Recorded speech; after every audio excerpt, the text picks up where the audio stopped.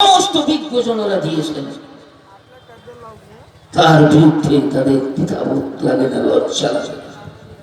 আমরা যদি আমাদের সন্তানদেরকে কোরআন না শিখাই, তার মর্যাদা না শিখাই, আল্লাহর রাসূল সাল্লাল্লাহু আলাইহি সাল্লামের পরিপূর্ণ জীবন, তার জীবন দর্শন না শিখাই, তাহলে আমার ছেলে যে কালকে কোরআনের বিরুদ্ধে কথা বলবে না, হাদিসের বিরুদ্ধে কথা বলবে না, আকায়ে নামদার তাজদারে মদিনা আহমদে মুস্তাফা মুহাম্মদ মুস্তাফা সাল্লাল্লাহু আলাইহি সাল্লামের বিরুদ্ধে কথা বলবে না, তার গ্যারান্টি আপনি দিতে পারবেন? যদি আপনার সন্তান ওই রকম হয়ে যায়, আপনি আকায়ে নামদার তাজদারে মদিনা আহমদে মুস্তাফা মুহাম্মদ মুস্তাফা সাল্লাল্লাহু আলাইহি সাল্লাম যেদিন হাউজে কাউসারের পানি পান করাবে তার উম্মতিদেরকে, আপনি যে দাঁড়াতে পারবেন? আল্লাহ রাসূল সাল্লাল্লাহু আলাইহি সাল্লামকে জিজ্ঞাসা করা হলো, হাসরের ময়দানে লক্ষ লক্ষ কোটি কোটি মানব, আপনি আপনার উম্মতিদেরকে কিভাবে চিনবেন? আল্লাহ রাসূল সাল্লাল্লাহু আলাইহি সাল্লাম কি বলেছিলেন? সেজদার জায়গাগুলো, উজুর জায়গাগুলো উচ্চ হয়ে চলবে, সেগুলো দেখে আমি আমার উম্মতিদেরকে চিনে নেব। আমাদের চোখে পাও, আমাদের হাতে পাও, আমাদের পায়ে পাও, আবার কিছু লোক আসবে, আল্লাহ রাসূল সাল্লাল্লাহু আলাইহি সাল্লাম দেখতে পারবেন, বুঝতে পারবেন এটা আমার উম্মত, তিনি পান করাতে যাবেন, ফেরেশতারা এসে সরিয়ে দিবে, ইয়া রাসূলুল্লাহ আপনি চলে আসার পর, আপনি পৃথিবী থেকে চলে আসার পর এরা দিনটাকে বদলে। আল্লাহ রাসূল সাল্লাল্লাহু আলাইহি সাল্লাম বলবেন, সোহান সোহান সোহান, দূর হয়ে যাও, দূর হয়ে যাও, দূর হয়ে যাও, তোমরা দিনকে পরিবর্তন করে দিও। সেদিন আমাদের অবস্থা কি হবে? সেদিন অবস্থা আমাদের কি হবে? চিন্তা করুন, এটা ভাবুন। আবার মসজিদে বসুন, গ্রামের লোকেরা একসাথে গ্রামে বসে বহু মিটিং করছে। একটা মিটিং শুধু এই জন্য করুন, আমাদের গ্রামের প্রত্যেকটা ছেলে কোরআন পটকারী কি করে হয়ে যাবে, সঠিকভাবে কালেমা পড়নেওয়ালা কিভাবে হবে, তারা কালেমাকে কি করে বুঝবে, কি করে শিখবে। না হলে আমরা সবাই কাল কিয়ামতের ময়দানে দায়ী হয়ে যাব। করবেন আপনারা? ইনশাআল্লাহ। একজনই বলছে ইনশাআল্লাহ, আর পুরো মজলিসের কেউ নেই। করবেন ইনশাআল্লাহ? আল্লাহ পাক তৌফিক দান করুন। যদি আমরা আমাদের এই পরিবর্তনগুলো না করি, আমরা যেইভাবে লাঞ্ছিত এবং বঞ্চিত এবং অপমানিত হচ্ছি, আমরা সেইভাবে লাঞ্ছিত, বঞ্চিত এবং অপমানিত হব। বাগদাদ শহর, সোনার শহর, মুসলমানদের আধিপত্য, পৃথিবীর জান্নাত বলা, পৃথিবীর জান্নাত বলা হতো। সেই শহরটাকে এত সুন্দর করে সাজানো হয়েছিল। বর্তমান আমেরিকা, লন্ডন সেরকম সাজানো শহর নেই। পুরো শহরটাকে একদম চার কোণা গোল করে পুরো গ্রামটাকে বানানো হয়েছিল।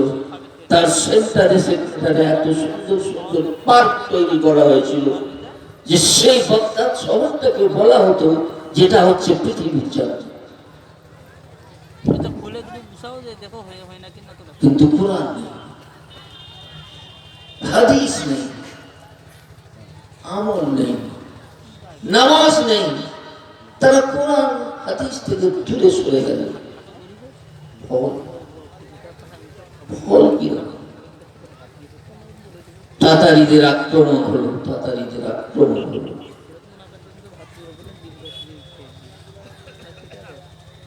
এমন আক্রমণ, তারিখে কামেল ইবনে আসির রহমতুল্লাহ আলাইহি সেই ইতিহাস লিখতে যে তার কলম কেটে উঠেছে, তার বুক থরথর করে উঠেছে যে শেষ নবীর উম্মতের অবক্ষয়ের এই ইতিহাস আমি কি করে লিখব?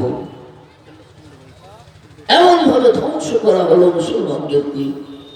ঘোড়াগুলো যখন গলির উপর দিয়ে চলত, এক হাঁটু এক কোমর পর্যন্ত শুধু মুসলমানের রক্ত আর গর্ভবতী মহিলাদেরকে ধরা হতো, দেওয়ালে মারা হতো, পেট ফেলে বাচ্চা বেরিয়ে। 2-4 বছর ধরে শুধু কলেরা রোগের 200-400 কিলোমিটার আক্রান্ত হয়েছে। এত বিষাক্ত হয়ে গেছিল। সমস্ত লাইব্রেরি থেকে বইগুলো সাগরে ফেলে দেওয়া হয়েছিল। সাগরের পানি কালো হয়ে গেল, মুসলমান নিশ্চিন্ন হয়ে গেল। আমরা কি সেই তামাশা দেখতে চাই?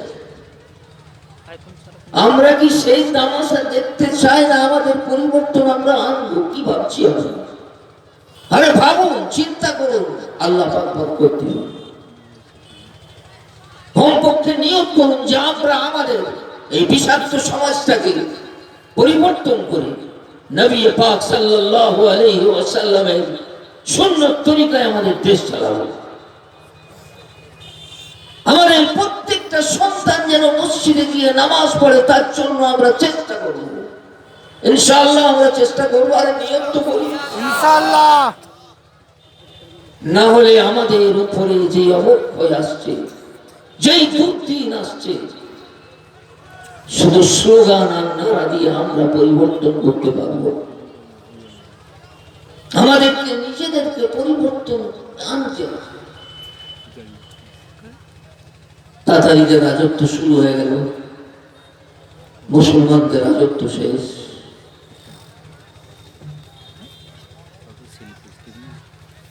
তাতারীর বাদশাহ শিকারে বের হয়েছে।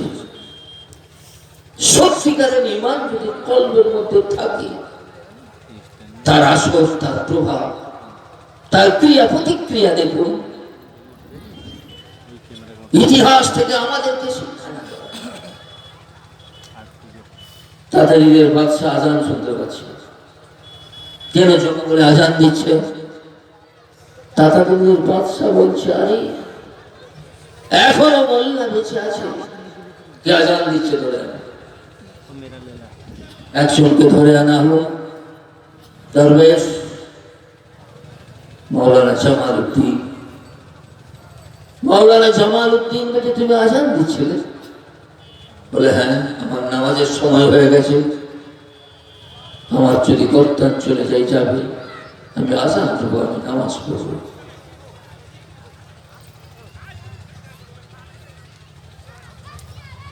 আপনারা কলকাতা গিয়ে রোডের উপরে নামাজ পড়তে পারবেন একা একা?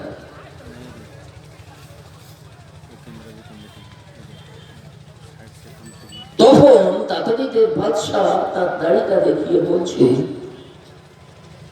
যে, বলো তুমি উত্তম। তার কাছে একটা কুকুর ছিল, এই কুকুরটা উত্তম। মাওলানা জামালউদ্দিন পুরো ইমানি আনন্দে উদ্দীপ্ত, কোনো ভয় নেই, শঙ্কা নেই যে তাতারীদের বাদশাকে ভয় পেয়ে যাবে।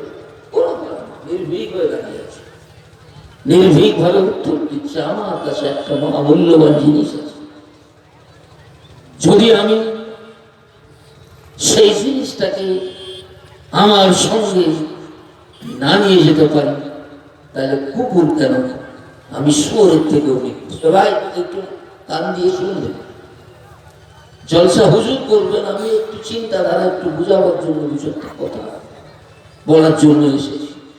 এগুলো বুঝুন, ভাবুন, সমাজে কি করে প্রতিষ্ঠা করবেন চিন্তা করুন। বলছে, কুকুর কেন, আমি শুয়োরের থেকেও নিকৃষ্ট। আর যদি সেই মহামূল্যবান সম্পদটুকু আমি আল্লাহর কাছে নিয়ে যেতে পারি, তাহলে শুয়োর কেন, কুকুর কেন, আপনার মতো সম্রাট কেন, সারা পৃথিবীর সবচেয়ে আমি শ্রেষ্ঠ। তাতারীদের বাদশাহ বলছে, তোমার কাছে কি এমন জিনিস আছে বের করো পকেট থেকে। সে কিছু একটা ভাবছে, সে বলছে আমার কাছে ঈমান আছে। ঈমান কি ঈমান? মাওলানা জামালউদ্দিন আল্লাহর পুরো মহব্বতে ঈমানী তাকরীর আরম্ভ করলেন, লা ইলাহা ইল্লাল্লাহ মুহাম্মাদুর রাসূলুল্লাহ। একটা একটা একটা করে তাকে বুঝাতে থাকলেন। কিছুক্ষণ পর তাতারীদের বাদশার চোখ দিয়ে ছট ছট ছট ছট করে পানি বেরোচ্ছে। এটা ঈমানের শক্তি, এটা ঈমানের বল। বলছে মাওলানা জামালউদ্দিন, তুমি আজকে আমাকে যা শিখালে, তুমি আজকে যা শোনালে, এতে পূর্বপুরুষ শুনিনি। আমার হৃদয়টা বদলে গেল। কিন্তু এখন আমি ইসলাম গ্রহণ করতে পারবো না। আমি নতুন এখানে রাজত্ব পেয়েছি। আমার রাজত্ব যখন শক্তিশালী হবে, সেই সময় তুমি এসে আমাকে মনে করিয়ে দেবে, আমি এই জিনিস গ্রহণ করব। এই ঈমান গ্রহণ করার জিনিস, সে আল্লাহর অবাধ্যতা করে কখনো কোনো মানুষ সফলতা অর্জন করতে পারবে না। ওই নবীর তরিকা ছাড়া কোনো মানুষ সফলতা অর্জন করতে পারবে না। এই জিনিস আমাকে গ্রহণ করতেই হবে। 1 বছর 2 বছর 4 বছর কেটে গেছে।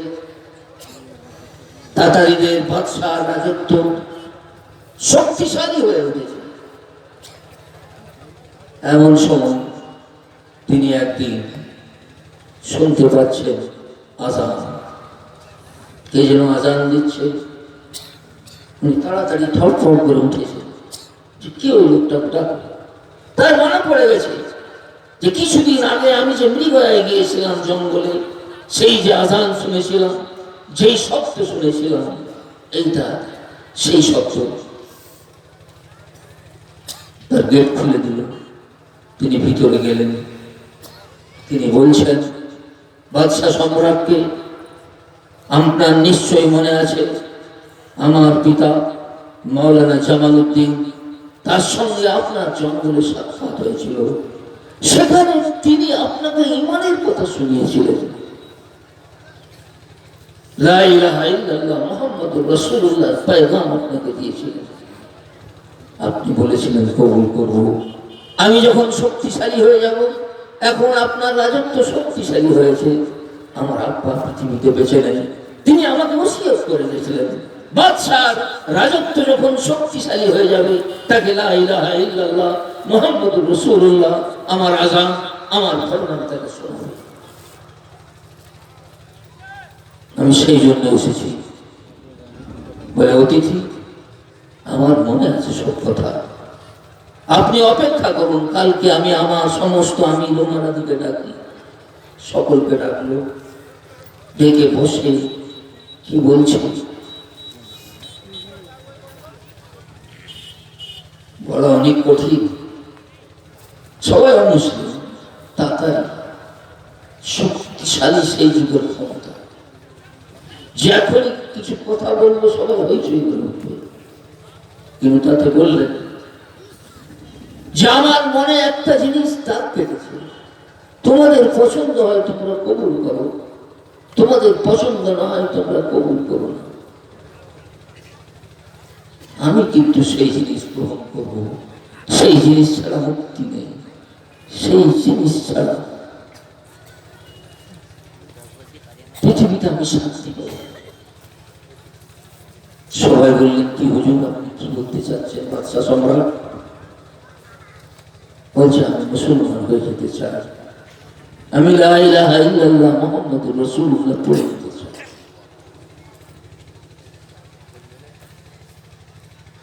সমস্ত আমির ওমারারা বলছে, আলহামদুলিল্লাহ, আপনি কবুল করে নেন। আমরা কবুল করে নিয়েছি, আপনি কবুল করে নেন। আমরা সকলেই সেই জিনিস কবুল করে নিয়েছি। মাওলানা জামালউদ্দিন আমাদের কাছে গেছে, আমাদেরকে দাওয়াত দিয়েছে, আমাদেরকে ইসলাম বুঝিয়েছে, ঈমান বুঝিয়েছে, দ্বীন বুঝিয়েছে, কোরআন বুঝিয়েছে। আমরা মুসলমান হয়ে গেছি, আপনি মুসলমান হয়ে যান। পুরো তাতারি যারা আক্রমণ করে মুসলমানদেরকে নিশ্চিহ্ন করেছিল, তারাই রাজত্ব বসে, তারা মুসলমান হয়ে গেল। আমাদের মতো আমরা যদি ইসলামের উপরে আমল না করি, আল্লাহর কিছু চায় আসে না। আমরা খড়কুটোর মতো বয়ে যাব, আল্লাহ পাক তার দিনকে চালিয়ে নেবে। আজ দলে দলে বুদ্ধিজীবীরা আমেরিকা বিভিন্ন দেশে তারা ইসলাম কবুল করছে, আমরা ছায় হয়ে রয়ে যাব। আল্লাহ রসুল সাল্লাল্লাহু আলাইহি সাল্লাম পবিত্র হাদিসের মধ্যে বলেছেন, আমার উম্মতের উপরে একটা যুগ আসবে যেরকম ভাবে ক্ষুধার্ত ব্যক্তিরা ভরা পিয়ালায় চারদিকে ঝাপট মারে খাওয়ার জন্য, আমার উম্মতের উপরে সমস্ত উম্মত একত্রিত হয়ে ঝাপট মারে।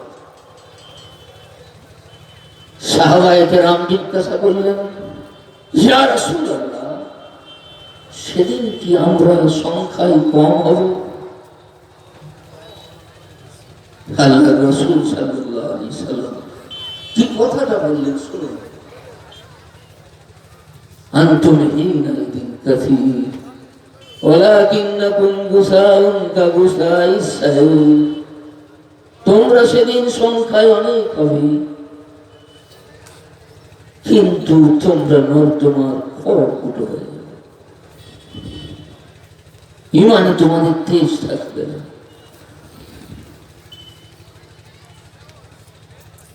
তোমরা খড়কুটোর মতো হয়ে যাবে।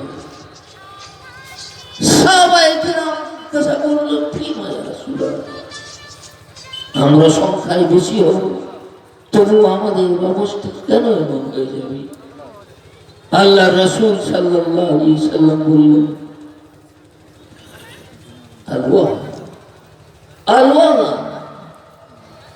তোমাদের মধ্যে ওয়াহান নামক একটা রোগ ঢুকে যাবে। সাহাবায়ে কেরাম জিজ্ঞাসা করলেন, মান ওয়াহান ইয়া রাসূলুল্লাহ, ইয়া আল্লাহর রাসূল, ওয়াহান কি? আল্লাহর রাসূল সাল্লাল্লাহু আলাইহি সাল্লাম বললেন, যৌফুল ঈমান ওয়া কারাহিয়াতুল মউত। সেই বিমারিটা হলো, সেই রোগটা হলো, তোমাদের ঈমান দুর্বল হয়ে যাবে আর মৃত্যুকে তোমরা ভয় করবে। আমরা যদি নিজেরা আমাদের সমাজকে পরিবর্তন না করি, কেউ পরিবর্তন করতে পারবে না। আমাদের কাছে মহামূল্যবান গ্রন্থ আল কোরআন, সারা পৃথিবীর শ্রেষ্ঠ গ্রন্থ। সারা পৃথিবীর যত গ্রন্থ আছে সমস্ত গ্রন্থের সারাসার নির্যাস, এত শ্রেষ্ঠতম গ্রন্থ আছে।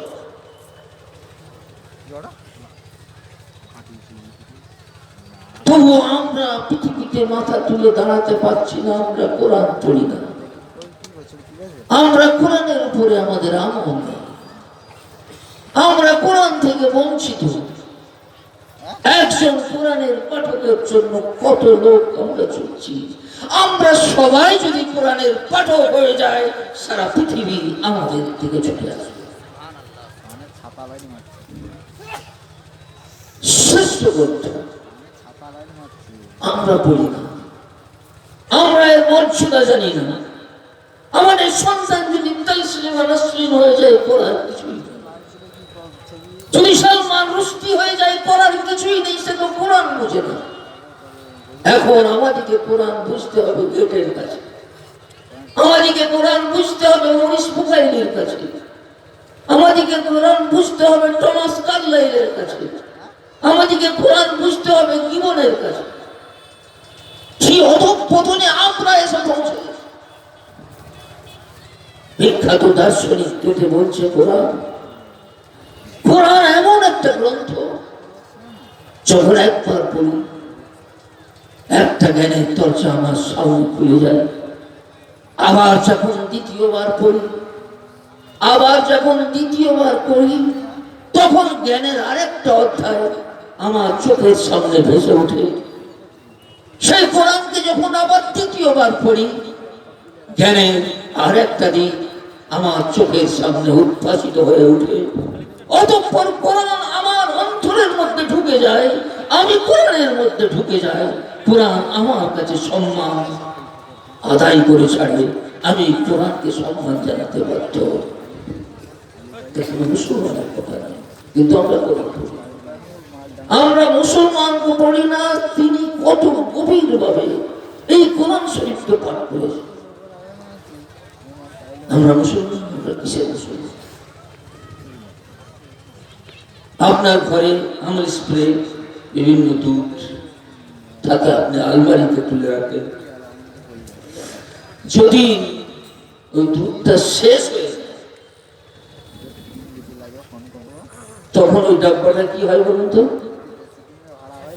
আরে কি হয়? তখন আর আলমারিতে রাখা হয় না, বাইরে এসে যায়। আর সেটার হয়তো প্রয়োজন নেই, ছোট ছেলে ওটাকে নিয়ে খেলতে বেরোয়, একটা প্লেট মারে, তাতে একটা দড়ি বাঁধে দিয়ে গাড়ি করে চালাচ্ছে। আবার কিছুক্ষণ পরে আবার দু চারটে তাতে ছেঁড়া করে দিয়ে পানি দিয়ে জোর করে বইছে, পানি দেখছে, ফোয়ারা করছে। হয় না? আরে হয় কি হয় না? আমাদের মধ্যে যেদিন সত্যকারের ঈমান ছিল, আল্লাহ পাক আমাদের হেফাজত করছেন। दस्त दस्त दरिया भी ने छोड़े हमने, बहरे सुल्मत में घोड़े दौड़ाए हमने। আমরা স্থলভাগ, জলভাগ, অ্যান্টার্কটিক মহাসাগর সবকিছু পার করে পৃথিবীর এক প্রান্ত থেকে অপর প্রান্ত পর্যন্ত পৌঁছে গেছি। 50 বছরের মধ্যে সাহাবায়ে কেরাম, তাবেঈন, তাবে তাবেঈন অর্ধেকের থেকে বেশি পৃথিবীর উপরে রাজত্ব করেছে। আর আমরা মুসলমান, আমাদের মধ্যে থেকে ওই কোরআন চলে গেছে, আমাদের মধ্যে থেকে ঈমান চলে গেছে। এবারে বিভিন্ন জাতি আমাদেরকে নিয়ে খেলা করছে। কে পেরেক মেরে গাড়ি চালাচ্ছে, কেউ তাতে আরো দু চারটে পেরেক মেরে ফোয়ারা তৈরি করছে। যখন ভাবে আমাদেরকে ব্যবহার করতে চায়, তারা ব্যবহার করছে। আমরা যদি আমাদের আবার অস্তিত্ব, আমাদের ঐতিহ্য, আমাদের গর্ব ফিরিয়ে আনতে চাই, আমাদেরকে কোরআন শিখতে হবে, কোরআন অনুযায়ী আমল করতে হবে। যেইভাবে সাহাবায়ে কেরাম সারা বিশ্বে ছড়িয়ে গিয়েছিল, সেইভাবে ছড়াবে। মহামূল্যবান কিতাব দিয়েছে সারা পৃথিবীতে, এইরকম কিতাব নেই, এরকম কিতাব নেই, এরকম সংবিধান নেই, এরকম আইন নেই। জাতি, ধর্ম, বর্ণ নির্বিশেষে সকলের কল্যাণে এই কিতাবের মধ্যে রয়েছে।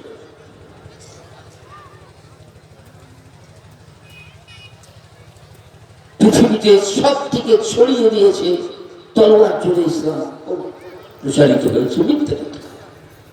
মিথ্যে কথা। কোরআন জাতি, ধর্ম, বর্ণ নির্বিশেষে সকলের হক দিয়েছে, সকলের অধিকার দিয়েছে, সাম্য দিয়েছে, শান্তি দিয়েছে, সবকিছু দিয়েছে।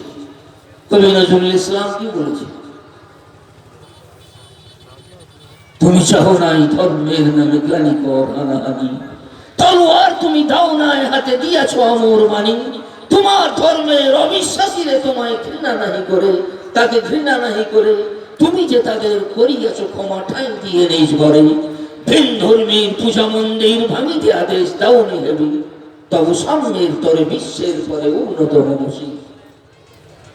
জাতি, ধর্ম, বর্ণ নির্বিশেষে প্রত্যেকটা মানুষের হক এবং অধিকার দিয়েছে।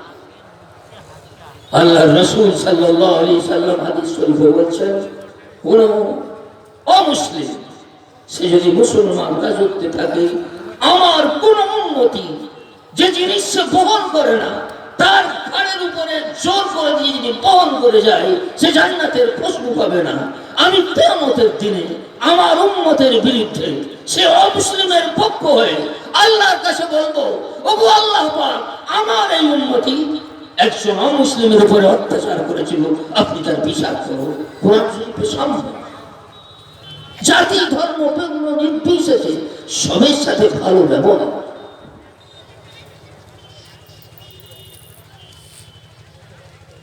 রোমান সম্রাট, যার কথা আল্লাহ রাসূল সাল্লাল্লাহু আলাইহি সাল্লাম বলেছিলেন, তোমাদের পায়ের তলায় রাজমুকুট এসে পড়বে। আবু উবাইদা ইবনুল জাররাহ রাদিয়াল্লাহু তাআলা আনহুর নেতৃত্বে সেখানে দুটো কেল্লা মুসলমানরা জয় করল। এমন সময় তাঁবুতে সব বসে আছে, দেখছে দূরে কে যেন আজান দিচ্ছে, কে যেন আজান দিচ্ছে। খালিদ ইবনে ওলীদ একজনকে পাঠালেন, যা ওকে ধরে নিয়ে আসে। খালিদ ইবনে ওলীদ আসলে এ ছিল সিআইডি, এ ছিল গুপ্তচর। একে খালিদ ইবনে ওলীদ রাদিয়াল্লাহু তাআলা আনহু রোমান সম্রাট কি প্রস্তুতি নিচ্ছে সেটা দেখার জন্য পাঠিয়েছিলেন। তিনি হাঁপাতে হাঁপাতে বলছেন, আমি যা দেখে এসেছি 1.5 লক্ষ সৈন্য নিয়ে রোমান সম্রাট এগিয়ে আসছে, তার মোকাবেলায় যুদ্ধ করার ক্ষমতা আমাদের নেই। মুসলমানদের তখন কতটা শক্তি, মেরে কেটে 30 থেকে 35,000 সৈন্য, তারা 1.5 লক্ষ নিয়ে আসছে। তাদের অস্ত্র শস্ত্র, তাদের ঘোড়া, তাদের হাতি অসংখ্য, তাদের সাথে কি করে লড়াই হবে? আবু উবাইদা ইবনুল জাররাহ রাদিয়াল্লাহু তাআলা আনহু যখন এই কথা শুনলেন, শোনার পরে বলছে, খালিদ আমি তো চিন্তা করতে পারছি না, আমি তো ভাবতে পারছি না। খালিদ ইবনে ওলীদ আল্লাহ রাসূল সাল্লাল্লাহু আলাইহি সাল্লাম তাকে উপাধি দিয়েছিলেন সাইফুল্লাহ, আল্লাহ। তিনি সঙ্গে সঙ্গে বলছেন, গভর্নর ইন চিফ, আমি চিন্তা করে নিয়েছি আমাদের কি করতে হবে। আমরা আর এইখানে যুদ্ধ চালাবো না, আমরা এখান থেকে পিছিয়ে যাব। জাবিয়া নামক স্থান, যেখান থেকে মরুভূমি শুরু হচ্ছে, সেইখানে আমরা লড়াই করব। রোমান সম্রাটের সৈন্যদল মরুভূমিতে লড়াই করতে পারবে না। আর পরের জিনিসটা শুনুন, সেটাই হলো ইসলাম। খালিদ ইবনে ওলীদ রাদিয়াল্লাহু তাআলা আনহু দুটো কেল্লার সমস্ত লোকটিকে ডাক দিলেন। তারা কোন ধর্মাবলম্বী জানেন? তারা সব খ্রিস্টান। হেরাক্লিয়াস খ্রিস্টান। তাদেরকে ডাকলেন, তাদেরকে বলছেন, খালিদ ইবনে ওলীদ আমরা এখান থেকে চলে যাব। রোমান সম্রাট 1.5 লক্ষ সৈন্য নিয়ে আক্রমণ করতে আসছে, সেই জন্য আমরা চলে যাব। খ্রিস্টানরা বলছে, আমরা আপনাদেরকে যেতে দেবো না, আমরা আপনাদেরকে যেতে দেবো না। আপনারা এই কদিন এসে যাই নাই ন্যায্যতা দেখিয়েছেন, যা ইনসাফ দেখিয়েছেন, যা নিরাপত্তা দিয়েছেন, আমরা খ্রিস্টান, হেরাক্লিয়াস খ্রিস্টান, আমরা সেই সম্রাটের কাছ থেকে কখনো সেরকম ন্যায্যতা, সেরকম ইনসাফ পাইনি। যখন তার ইচ্ছা হয়েছে আমাদের কোন নারীকে তুলে নিয়ে চলে গেছে, যখন ইচ্ছা হয়েছে আমাদের যে কোনো সম্পদ তুলে নিয়ে চলে গেছে, আপনারা এসে যে নিরাপত্তা, যে শান্তি দিয়েছেন, যে ন্যায্য বিচার করেছেন, আমরা আপনাদেরকে যেতে দেবো না। আপনাদের হয়ে আমরা লড়াই করব। ইসলাম, তরবারের জন্য ইসলাম প্রচারিত হয়। খালিদ ইবনে ওলীদ রাদিয়াল্লাহু তাআলা আনহু বললেন, আমাদেরকে চলে যেতেই হবে, তবে আমরা যাবার জন্য চলে যাচ্ছি না, আমরা আবার ফিরে আসবো, আমরা আবার ফিরে আসবো। তারপরে কি বললেন সেটা আরো গুরুত্বপূর্ণ। যখন অমুসলিম দেশে মুসলিমরা রাজত্ব করে, তখন অমুসলিমদের কাছ থেকে একটা কর নেওয়া হয়, সেটাকে বলা হয় জিজিয়া কর। দেশে ঐতিহাসিকরা বলে এটা হচ্ছে ইসলামের অমুসলিমদের উপরে অত্যাচার, কিন্তু তারা কিছুই বুঝে না। মুসলমানদের কাছে যাকাত নেওয়া হয়, মুসলমানদের কাছে সাদকা নেওয়া হয়, সোনার জাকাত আলাদা, রূপার জাকাত আলাদা, ব্যবসায়ী সামগ্রী আলাদা, ওগুলো অমুসলিমদের কাছে নেওয়া হয় না। তাদের কাছে যে করটা নেওয়া হচ্ছে তাদের নিরাপত্তা করা, যে তোমরা আমার দেশে আছো, তোমাদের জান, তোমাদের সম্পদ, তোমাদের মাল সবকিছুর নিরাপত্তার দায়িত্ব আমাদের। যদি কোথায় থেকে তাদের উপরে আক্রমণ করে মুসলমান সৈন্য দিয়ে তাদেরকে নিরাপত্তা দেয়, সেই জন্য ওই করটা নেওয়া হয়। খালিদ ইবনে ওয়ালিদ রাদিয়াল্লাহু তাআলা আনহু বললেন, যেহেতু আমরা ফিরে চলে যাচ্ছি, তোমাদেরকে আর নিরাপত্তা দিতে পারছি না, সেই জন্য তোমাদের করগুলো তোমরা ফিরে নাও। তারা বললো, এটা নেব না, এটা আপনাদেরকে উপহার স্বরূপ দিয়ে দিলাম। খালিদ ইবনে ওয়ালিদ বললেন,